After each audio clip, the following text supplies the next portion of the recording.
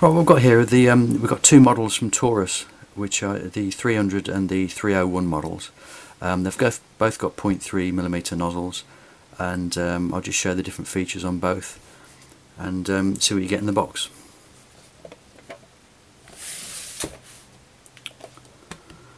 Okay, this is the Model 300. It comes in a plastic box with a cardboard sleeve. Inside the box you get a nozzle wrench, because this is actually the screw-in type nozzle. You get a quick connect adapter for your air hose, and you also get a separate tail type adapter, so you can just make your own air hose by pushing a tube on the end here. So that's what you get in the box. So we'll just have a look at the airbrush in closer detail. I'll just show you the Model 301 now and see what you get in that box.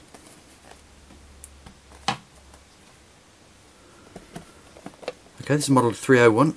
You can see it differs from the other 300, but same things in the box. Nozzle wrench, quick connect, hose adapter, and the tail adapter for making your own hose up. So I'll take these out of the box now and we'll just have a look at the airbrushes themselves. Okay, this is the Taurus 300 then. This has got the 0.3 nozzle in it. These are actually budget airbrushes in the respect that they're extremely good value for money, and the finish is just superb, I think, for an airbrush of this price range. The finish is great. The chroming is really nice. You can't see any machining marks or anything like that. It's got a really nice large paint cup on the top, and a well-fitting lid as well. Nice open cup, very easy to get your paint out of there, and it feels good in the hand as well. It's got a nice weight to it and it feels really solid. So that's the 300.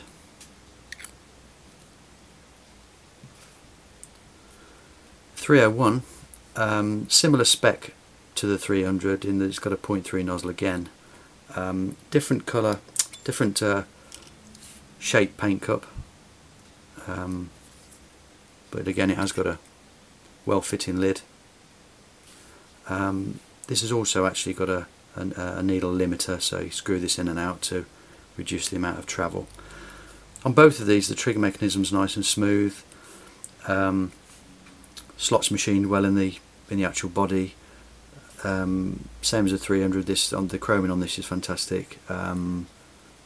It's just a really nice weighty brush as well. Feels like it'll last a long time. It's got a quality feel to it. So what I'll do is I'll strip the 300 down, and we'll just have a look at the components, and we'll just put it back together again. The 300 is a classically designed airbrush. It features many of the components that you'd get on a traditional airbrush. So we'll just remove the paint cup lid, and we'll start to strip this down. Starting off from the back, obviously we'll just take the handle off. And then we can get to the needle chuck nut. Just press down on the trigger just to keep everything out of the way of the needle as you're taking it out, and we'll just withdraw it like that. Okay, now what we're going to do, I'm just going to remove the spring tensioner and bring everything out together. As you can see, it leaves behind the back lever, which is no problem. Just lift the trigger up, and the back lever just drops out. So that's the rear end taken to bits. Now we'll move around to the front. I won't actually undo the nozzle on this because it's seated from the factory, so there's actually no reason, unless you do have a problem where you want to replace the nozzle for some reason. There's no reason to upset that sealing. But I'll just take the air cap off so that you can actually see see the nozzle screwed in. Like I said, we'll just leave it like that because there's no point in disturbing the thread. It's been sealed at the factory, so that's basically as far as you'd need to go to strip your airbrush down. To be honest, you wouldn't even want to go this far at the front. I'm just showing you the nozzle. So we'll just rebuild the front up, and then we'll move around to the back and put that back together again.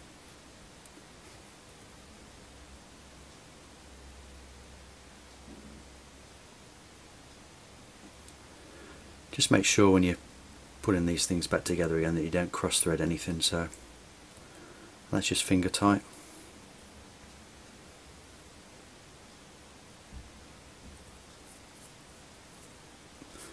Right, that's the front built up, and we'll move around to the back. Right, I've just moved around to the back of the airbrush now. We're going to put the trigger and the back lever in place. Because the back lever is separate, we'll drop that in first of all, and then we'll move the trigger into position. So just make sure you get the back lever the right way round.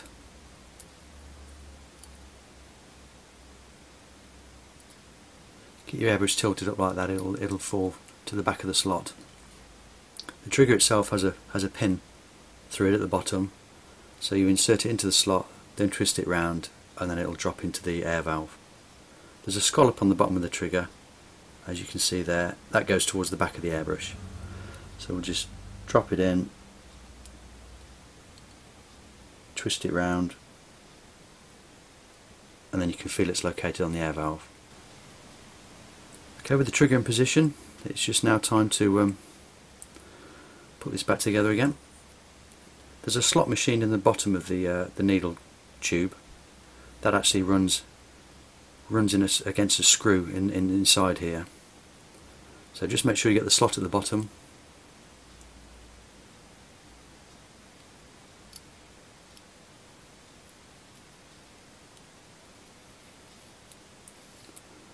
And screw the assembly in.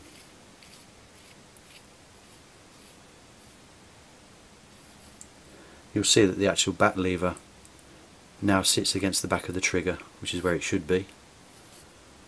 And just do this up so there's enough thread in here to actually put the handle back on again.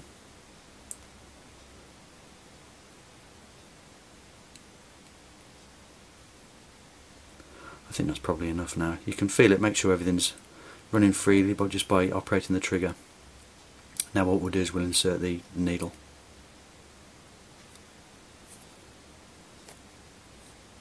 Press down the trigger, just keep everything out of the way, and just insert the needle now.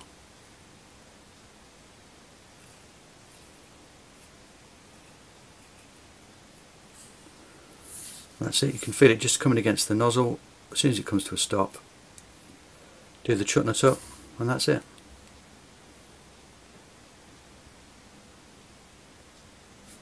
Now it's just a case of replacing the handle.